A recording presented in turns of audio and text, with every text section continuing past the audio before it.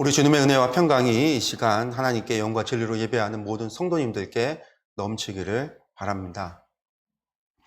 저는 소설이나 영화를 볼 때에 해피엔딩으로 끝나는 것을 좋아합니다. 드라마야 끝을 알 수 없기 때문에 해피엔딩인지 아닌지를 알 수 없지만 소설이나 영화는 사전에 미리 알아보고 해피엔딩으로 끝나는 것을 봅니다. 기분이 좋아지려고 보는 것들이기 때문에 그렇습니다. 그래서 공포영화나 또 소설을 좋아하지 않습니다. 잔인한 내용도 싫어해서 고어물 같은 것도 보지를 않습니다. 전쟁 영화를 좋아하기는 하지만 될 수 있는 대로 잔인한 장면이 많이 나오는 것은 좋아하지 않습니다. 그런 것들을 보면 며칠 동안이나 생각이 나서 기분이 좋지 못하기 때문입니다. 인생도 해피엔딩이 되기를 바랍니다. 그런데 우리 모두의 인생은 반드시 해피엔딩으로 끝날 것입니다. 인생에 어려움이 있을 수도 있습니다. 고난도 올 수 있습니다. 그러나 반드시 해피엔딩을 맞이하게 될 겁니다. 왜냐하면 하나님께서 심판의 주가 되시기 때문입니다. 이스라엘의 출애굽 사건도 사실은 해피엔딩입니다. 하나님께서 그들을 애굽에서 구원하사 아브라함에게 약속하셨던 가나안 땅으로 인도하시겠다라고 약속하셨기 때문입니다. 하나님께서 하신 말씀이시기에 반드시 지켜질 것입니다. 그러므로 출애굽을 했던 이스라엘 백성들에게는 해피엔딩만 있습니다. 그리고 이스라엘은 하나님께서 말씀하신 대로 약속의 땅에 들어가게 됩니다. 해피엔딩입니다. 그러나 그 속을 들여다보면 그러지 못한 것을 볼 수가 있습니다. 불평과 원망을 하는 이스라엘은 해피엔딩을 맞이하지 못합니다. 그렇게 해피엔딩이라고 하는 결말이 주어졌음에도 불구하고 그것을 소유하지 못했다라는 겁니다. 특히 가데스 바네에서 불평을 했던 이들은 해피엔딩을 맞이하지 못하고 광야에서 모두 죽게 됩니다. 오늘의 말씀도 그렇습니다. 가나안 땅까지 가는 광야의 여정입니다. 그 가운데 수많은 사건 사고들이 있었습니다. 많은 에피소드들이 만들어졌습니다. 그 중에서도 해피엔딩을 맞을 수 있음에도 탐욕을 부리다가 욕심을 부리다가 결국은 하나님의 심판을 당하는 새드 엔딩을 맞이하는 그러한 이야기가 오늘의 말씀입니다. 처음에는 하나님을 알지 못해서 불평을 했습니다. 원망을 하고 애굽으로 돌아가자라고 했습니다. 그 다음에는 감사할 줄 모르고 회개할 줄을 몰랐습니다. 그 결과가 하나님께서 기회를 주시고 자비를 베풀어 주시고 은혜를 주셨음에도 자신들의 탐욕으로 인해서 회개할 줄을 모르고 결국은 심판을 받게 되는 겁니다. 성도 여러분, 오늘의 말씀을 통해서 탐욕의 결과가 무엇인지를 깨닫기를 바랍니다. 그리고 하나님의 자비하심을 깨달으시기를 원합니다. 자비하신 하나님께서 우리에게 자비로 은혜를 베푸시는 것은 다시 한번 기회를 주시는 것이고 그 기회는 바로 우리가 하나님 앞에 회개함으로 말미암아 다시 한번 하나님의 백성으로 살아가라고 하는, 하나님의 거룩한 백성으로 온전한 삶을 회복하라고 하시는 은혜인 줄을 아시기 바랍니다. 오늘의 말씀은 바로 앞서 모세에게 응답하셨던 그 두 가지 응답이 실현되는, 하나님께서 응답하시고 그들의 불평에 선으로 갚으시고 도리어 크신 은혜를 베풀어 주시는 그러한 이야기입니다. 그 첫째는 모세를 도울 70명의 지도자들에게 하나님의 영이 임하는 사건이었고, 이것이 24절에서 30절까지의 말씀입니다. 둘째는 백성들의 바람대로 그들이 그렇게 먹고 싶다라고 하는 고기, 그걸 하루도 아니고 이틀도 아니고 한 달을 냄새가 싫어하기까지 많이 주겠다라고 하셨던 하나님의 말씀 그대로 매출하기를 보내주시는 겁니다. 이것이 31절에서 35절까지의 말씀입니다. 그런데 이 말씀 안엔 우리가 생각하는 그러한 이스라엘의 회개가 존재하지 않다라고 하는 것을 발견할 수 있습니다.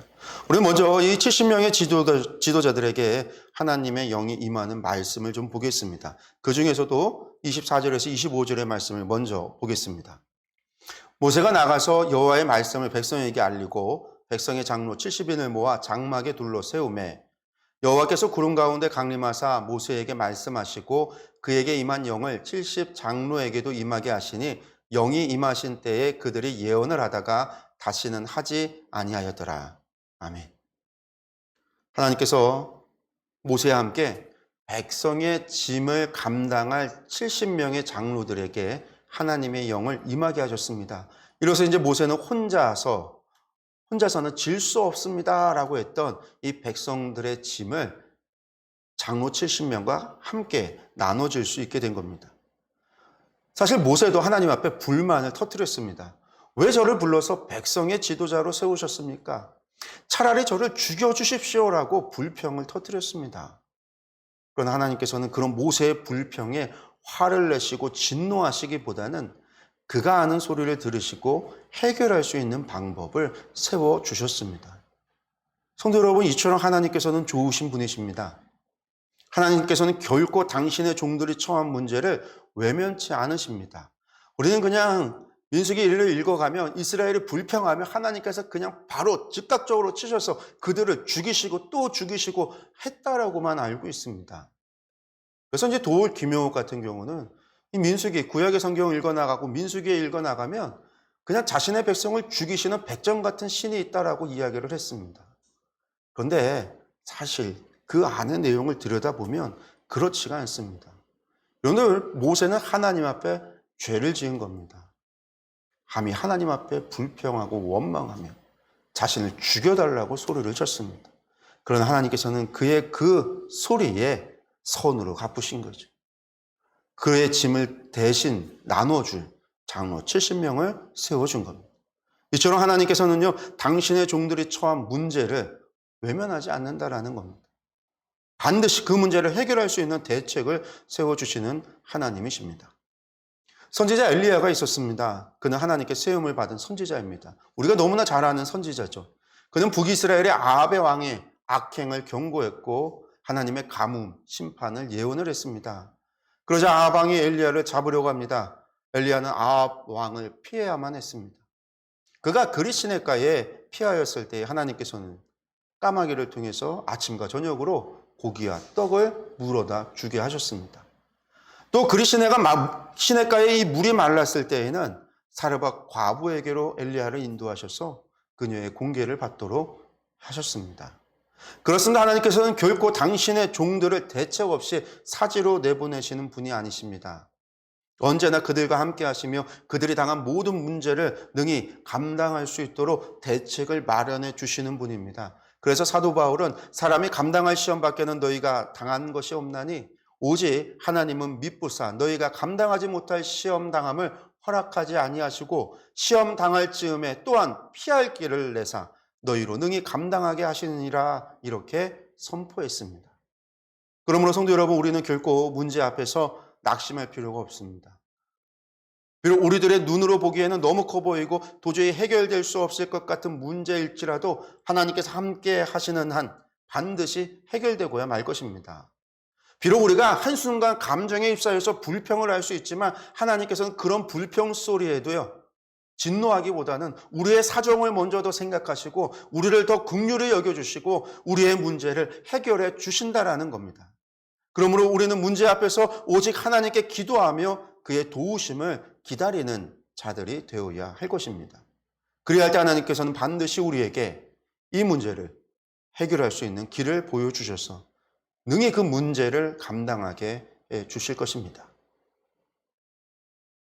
25절을 보면 하나님께서 70명의 장로들을 지도자로 세우실 뿐만 아니라 그들이 정말 하나님께서 세우신 지도자들이다라고 하는 것을 백성들 앞에서 증거를 보여주셨습니다. 그들에게 하나님의 영이 임하여 그들이 예언을 했다라는 겁니다. 그렇습니다. 하나님의 영, 곧 성령님을 받은 자들에게는요, 증거가 있습니다. 예언을 하거나 방언을 하거나 혹은 두려움이 사라지거나 혹은 지혜롭게 말씀을 전하는 등 성령이 임한 분명한 증거가 나타납니다. 우리가 이제 수요일 날 성경 공부 시간에도 저희가 요즘 사도행전을 보고 있는데 제가 이제 사도행전 2장의 오순절 사건은 제가 이제 지지난주죠. 저희가 그것을 공부를 했었는데 이 오순절 사건도 이러한 사실을 우리에게 분명하게 보여줍니다. 오순절 예루살렘에서 함께 모여 기도하던 제자들에게 성령님이 임하시자 각기 다른 나라 말로 그들이 말을 하기 시작을 합니다. 뿐만 아니라 며칠 전까지도 두려움에 도망을 쳐야 했던 그들이 담대함으로 예수 그리스도를 회중들 앞에서 증거하기 시작을 했습니다. 이와 같은 하나님의 성령님을 받은 사람에게는요, 부인할 수 없는 증거가 있습니다. 그러나 물론 그렇다고 해서 성령님을 받은 증거가 모두 가시적으로 나타나는 어떤 신비한 은사만 있는 것은 아닙니다. 바울 사도는 성령님의 임재를 경험한 성령의 사람은 성령의 열매를 맺는다, 이렇게도 이야기했습니다. 즉 방언이나 예언과 같은 신유와 같은 그런 신비한 은사가 아니라 사랑과 희락과 화평과 오래 참음과 자비와 양성과 충성과 온유와 절제와 같은 그런 인격적으로 성숙되어지는 것 또한 성령님의 열매라고 했습니다. 즉 인격적인 변화도 성령님을 받은 증거입니다. 사랑하지 못하던 사람이 사랑을 하게 되고, 용서할 수 없는 것을 용서하게 되며, 쉽게 분노하던 사람이 인내할 수 있게 되어지고, 기쁨이 어떤 삶이 기쁨이 넘치게 되는 것과 같은 것들, 이 또한 성령님의 증거입니다. 그렇습니다. 예수님께서는 분명 열매를 통해서 그 나무를 알 수 있다 했습니다. 우리의 열매가 우리를 증거합니다. 은사뿐만이 아니라 우리의 변화가 우리를 증거한다라는 것이죠. 그렇다면 성도 여러분, 우리들이 성령님을 받았다라는 증거는 무엇입니까? 어떤 신비한 은사를 받았습니까? 아니면 우리의 인격이 더욱 성숙되고 우리의 삶이 변화되었습니까? 만약 이것도 저것도 아니라고 한다면, 그 어떤 증거도 우리 안에서 발견할 수 없다라고 한다면 내가 성령님을 받은 것인지를 의심해 보아야 할 것입니다. 그리고 가슴을 치며 하나님 앞에 성령님으로 충만케 하시기를 간절히 구해야만 할 것입니다. 성도 여러분, 오늘날 우리에게 가장 큰 문제는 우리가 성령님의 인도하심을 받지 않고 성령님과는 무관한 삶을 살아가고 있다라는 것입니다. 쉽게 말해 열매 없는 삶을 살아가고 있다라는 겁니다. 그래서 성도로서 그 어떤 능력도 나타내지 못하며 어떤 삶의 변화도 일으키지 못하는 무기력하고 무능력한 삶을 살아가고 있는 것입니다. 이것은 결코 성령님으로 말미암아 거듭난 성도의 삶이라고 할 수 없습니다. 우리가 계속해서 변화되지 않고 성령님을 받았다는 증거를 보이지 못한다면 우리는 단지 사람들에게뿐만 아니라 하나님께도 결코 성도로서 인정받지 못하게 될 것입니다. 그러므로 성도 여러분, 이제 변화되어야 합니다. 더 이상 성령님을 근심케 하거나 소멸치 말고 오직 성령님의 인도하심을 따라 능력 있는 삶을 살아가야 합니다. 그래서 우리가 성령님의 사람임을 분명히 나타내는 성도들이 되어야 합니다. 그럴 때 모든 사람이 우리를 하나님의 백성으로 인정할 것이며, 또한 하나님께서 우리를 당신의 거룩한 백성으로 인정하실 것입니다. 이처럼 하나님께서 백성들 앞에서 장로 70인들에게 하나님의 영이 임하시고 하나님께서 함께 하신다라는 증거를 보이셨습니다. 그런데 이 모세의 부름에 나오지 않은, 이 장막 앞에 나오지 않은 이들이 있었습니다. 엘닷과 메닷이라고 하는 사람입니다. 그런데 하나님께서는요, 그들에게도 동일하게 하나님의 영을 내려주셨습니다. 26절에서 30절까지의 말씀입니다. 그 기명된 자 중 엘닷이라 하는 자와 메닷이라 하는 자 두 사람이 진영에 머물고 장막에 나아가지 아니하였으나 그들에게도 영이 임하였으므로 진영에서 예언한지라. 한 소년이 달려와서 모세에게 전하여 이르되 엘닷과 메닷이 진중에서 예언하나이다 하매, 택한 자 중 한 사람 곧 모세를 섬기는 눈의 아들 여호수아가 말하여 이르되 내 주 모세여 그들을 말리소서. 모세가 그에게 이르되 내가 나를 두고 시기하느냐? 여호와께서 그의 영을 그의 모든 백성들에게 주사 다 선지자가 되게 하시기를 원하노라. 모세와 이스라엘 장로들이 진중으로 돌아왔더라. 아멘. 26절을 보면 70인의 장로로 지명된 자 중에서 엘닷과 메닷이라고 하는 자, 이 두 사람이 진에 머물고 회막에, 하나님의 성막에 나아가지 않았습니다. 이들이 왜 회막에 나아가지 않았는지 성경에 기록이 되어 있지 않기 때문에 이유를 알 수가 없습니다. 하지만 이들에게도 하나님의 영이 임해서 이들이 예언을 하였다라고 되어져 있는 것으로 보아서는 적어도 이 사람들이 하나님을 멸시하거나 그 밖에 불의한 이유로 그러한 이유 때문에 나가지 않았던 것은 분명해 보입니다. 또한 나아가지 못한 게 아니라, 그러니까 피치 못할 사정으로 뭐 다리를 다쳤거나 그래서 나아가지 못한 게 아니라 나아가지 아니하였더라, 나가지 않은 것이다, 이렇게 기록을 하고 있는 것으로 보아서 피치 못한 사정 때문이 아니라 스스로의 판단에 의해서, 결정에 의해서 스스로 나아가지 않은 것임을 우리가 분명히 알 수 있습니다. 그렇다면 이 사람들은 왜 나가지 않은 것일까요? 스스로 어떤 판단을 내렸기 때문에 모세와 하나님의 부름을 거절하고 장막에 그냥 그대로 머물러 있었을까요? 그리고 그들의 판단이 어떤 것이었기에 하나님께서는 그들이 모세의 명령에 거부하고 그저 진영에 자신의 장막에 머물러 있었음에도 불구하고 그들에게 성령님을 내려주신 것일까요? 추측하기에는 아마도 그것은 그들이 지나친 겸손으로 말미암아 그들이 스스로를 겸양하게 행동을 하고 겸손하게 행동을 하고 나는 그런 위치에 설 수 없는, 나는 그런 일을 감당할 수 없는 사람입니다 라고 스스로 판단하고 그렇게 머물렀던 것이 아니었을까, 그렇게 생각을 해봅니다. 그렇기 때문에 하나님께서는 그들에게 동일한 하나님의 성령님을 보내주셨다라는 것이죠. 그러나 이러한 지나친 겸양, 이런 겸손은요, 결코 하나님 앞에서 덕이 되는 행위는 아닙니다. 물론 하나님께서는 겸손한 자들을 사랑하시는 분입니다. 그러나 그렇다고 해서 지나치게 겸손해서 하나님의 부르심을 거절한다라는 것은요, 도리어 하나님을 불신하는 행동이 될 수 있습니다. 결코 이것은 하나님 앞에 칭찬받을 만한 행위가 될 수가 없습니다. 모세의 경우도 우리는 알고 있습니다. 모세도 그랬었습니다. 하나님께서 그를 부르셨을 때 저는 못합니다. 저는 못 갑니다. 저는 할 수 없습니다. 저는 능력이 없습니다. 저는 말도 잘하지 못합니다. 이렇게 거듭해서 하나님 앞에 거부했습니다. 하나님의 부르심을 거부했고 하나님의 명령을 거절했습니다. 이렇게 그의 거듭된 소명, 거절로 인해서 결과는 어떻게 되시죠? 하나님께서 도리어 진노하시고 노를 바라셨어요. 노를 바라셨다라는 것. 그렇습니다. 이처럼 지나친 겸손은 오히려 하나님의 노를 바라게 하는 불순종이 될 수 있습니다. 겸손할지라도 지나치게 겸손해서 하나님의 뜻을 거절한다면 이것은 결코 진정한 겸손이라고 할 수 없는 겁니다. 이것은 오히려 자기에게 능력 주시고 인도해 주시는 하나님을 신뢰하지 못하는 불신앙이고 불순종입니다.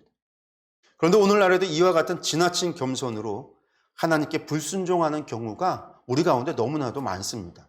하나님께서 교회를 위해 일꾼을 세우신 성도들 가운데 많은 사람들이 자신의 무능력을 핑계로 그 직분과 사명을 거절하거나 감당하지 않으려고 하는 때가 있습니다. 그런데 이것은 결코 진정한 겸손이 아닙니다. 사실은 이것은 무책임한 일이요, 또한 하나님의 도우심을 믿지 못하는 불신앙이고 불순종입니다. 하나님 안에서의 진정한 겸손이라는 것은요, 무조건 자신을 낮추고 모든 것을 사양만 하는 것, 그것이 아닙니다. 하나님께서 원하시는 겸손은 자신의 연약함과 무능함을 인정하되 또한 신실하신 하나님의 도우심과 하나님의 능력과 하나님의 인도하심을 인정하고 그것을 의심하지 않고 철저하게 하나님을 의지하며 그 뜻에 순종하는 겁니다. 그래서 성경에서 말하는 겸손이란 하나님을 의지하는 것입니다. 겸손의 반대인 교만이라고 하는 것은요, 하나님이 없다라고 생각하는 것이 교만입니다. 하나님 없다라고 생각하는 것. 그러므로 성도 여러분, 우리는 결코 무능력을 핑계 삼아 하나님의 부르심을 거절해서는 안 됩니다. 하나님께서 부르시면 마치 이사야처럼 주여 내가 여기 있나이다, 나를 보내소서라고 나설 수 있어야 합니다. 하나님, 저는 비록 무능력자여 아무것도 할 수 없는 연약한 자이지만 하나님께서 능력 주시면 모든 것을 할 수 있사오니 저를 사용하여 하나님의 크신 능력을 나타내옵소서, 이렇게 자원할 수 있어야 합니다. 그리할 때 하나님께서는 우리를 진정한 겸손한 자로 인정하시고 우리를 통하여 당신의 크고 놀라운 역사를 이루어 가실 겁니다.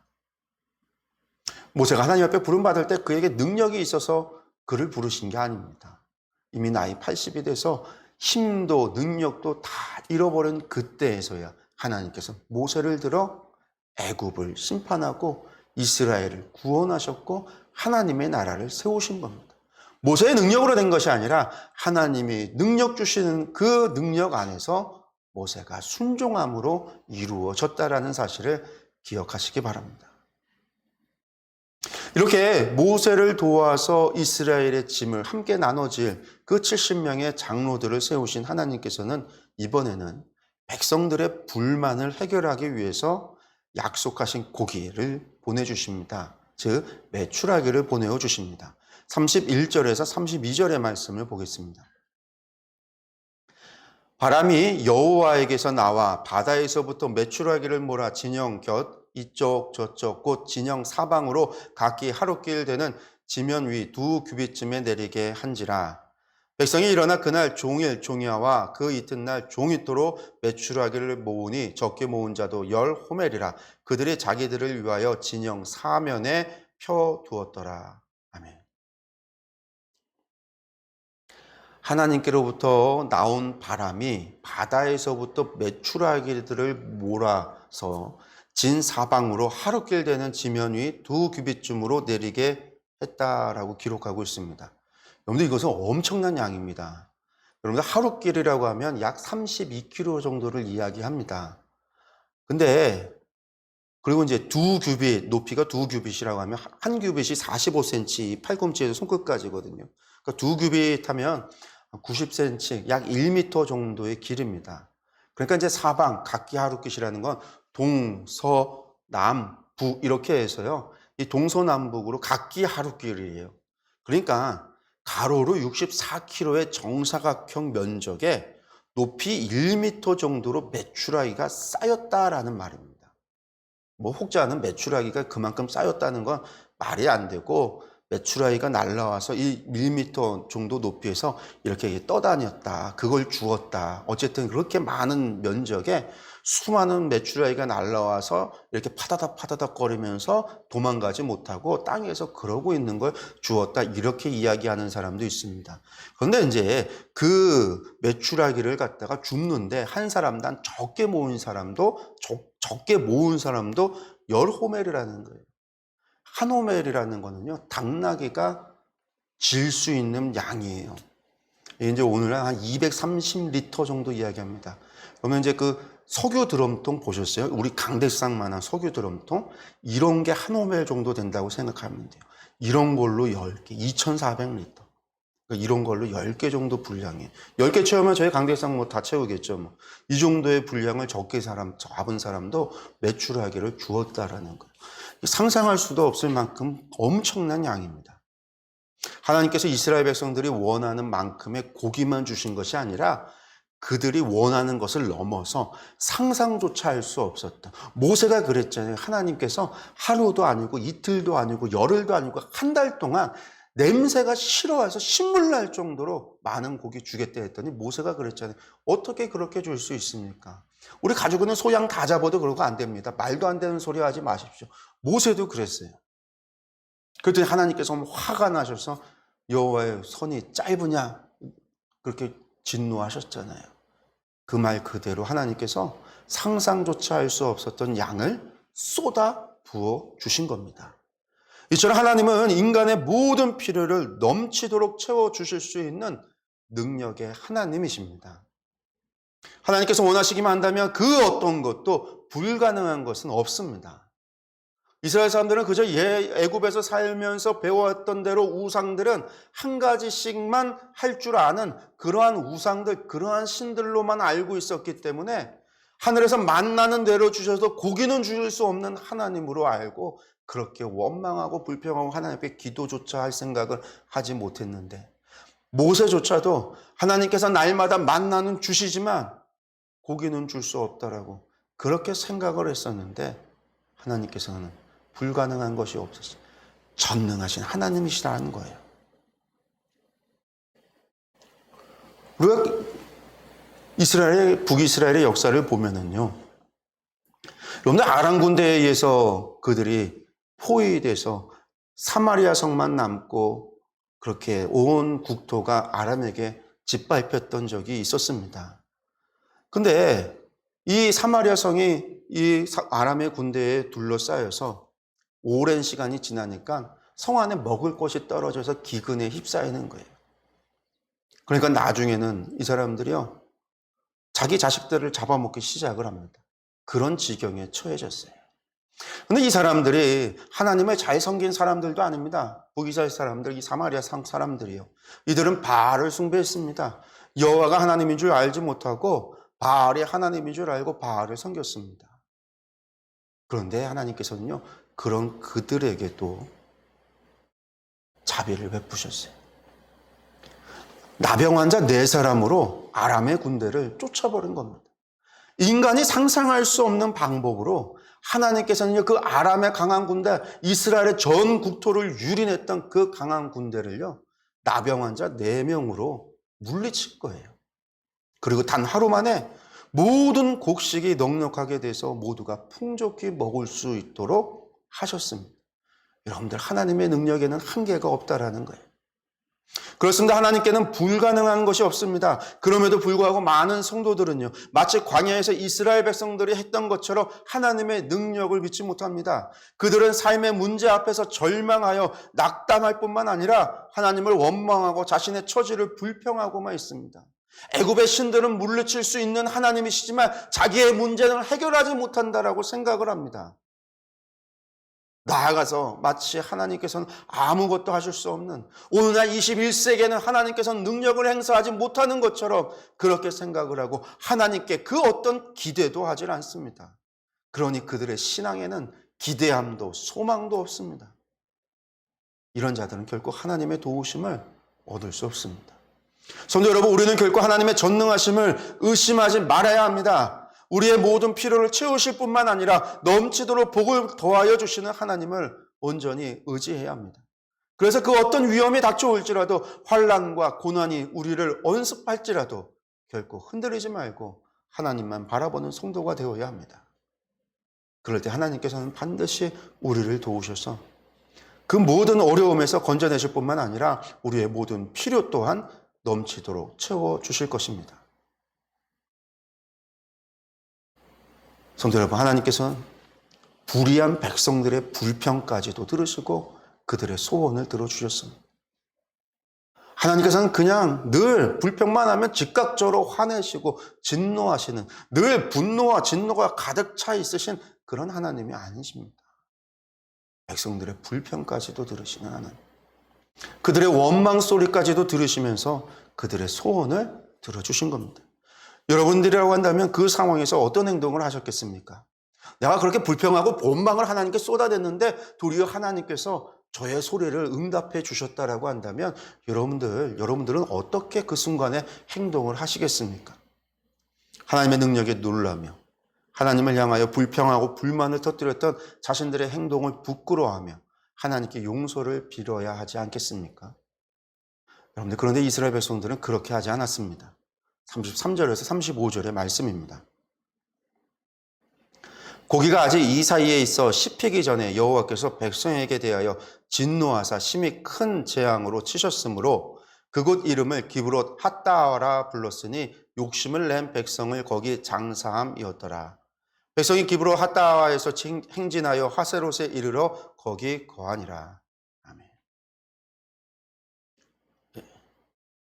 말씀만 보면 고기가 아직 이스라엘 백성들의 이 사이에 있어서 씹히기 전에 여호와께서 그들에게 진노하사 심히 큰 재앙으로 치셨다라고 말씀하고 있습니다.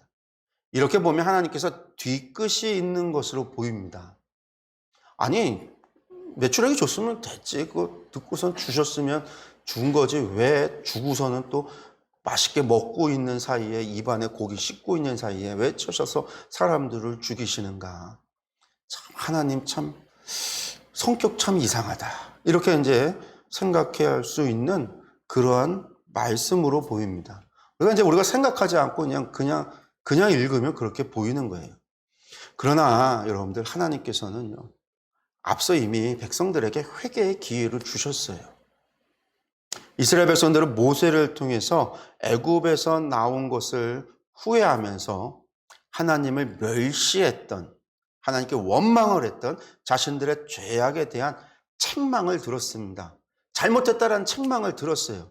또한 18절, 우리가 이제 앞서 보았던 그 18절 말씀을 보면요, 백성에게 이르기를 너희의 몸을 거룩히 해서 내일 고기 먹기를 기다리라, 이렇게 하나님께서 명령하는 것을 볼 수가 있습니다.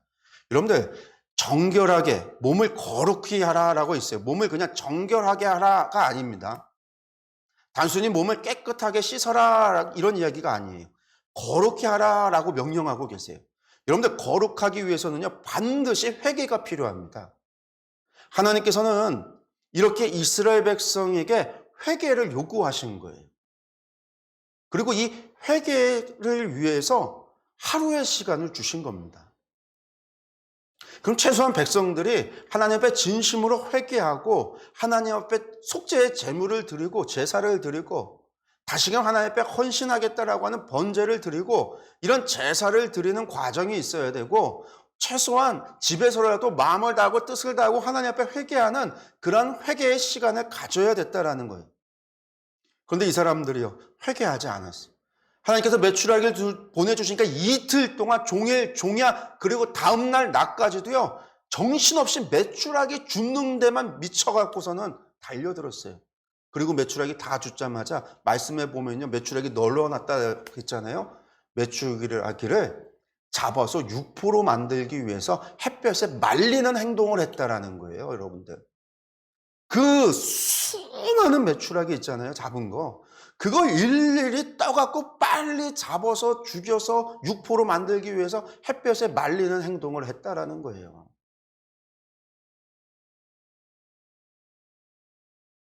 그들이 이빨 사이에 아직 고기가 있을 때 잡고 바로 뜯어 먹는데 하나님이 그를 치신 게 아니라 그들에게 기다리신 거예요. 시간을 줘서.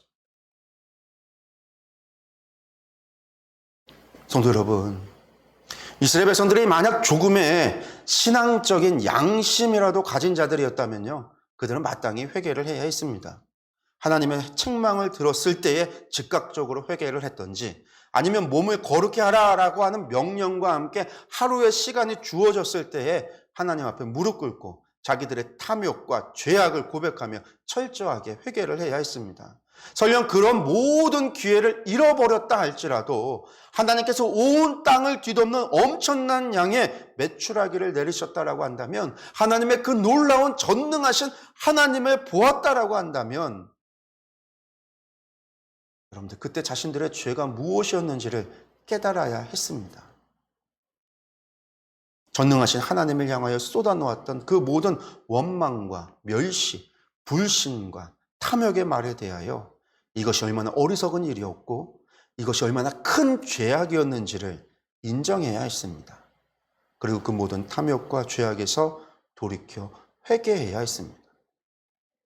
여러분들, 그러나 그들은 회개하기는커녕 오히려 더욱더 탐욕에 사로잡혔습니다. 그 은혜를 베풀어 주신 하나님께 대한 어떠한 감사도 드리지 않은 채 이틀 동안 종일 종야를 오직 메추라기를 모으는 일에만 열중했습니다. 뿐만 아니라 메추라기를 다 거두고 어느 정도 진정이 된 이후에라도 하나님 앞에 회개를 하거나 감사를 했어야 되는데, 이들은 여전히 회개하지 않고 감사하지 않고 오직 자기들을 위해서 메추라기를 햇볕에 말리기에만 급급했다라는 겁니다.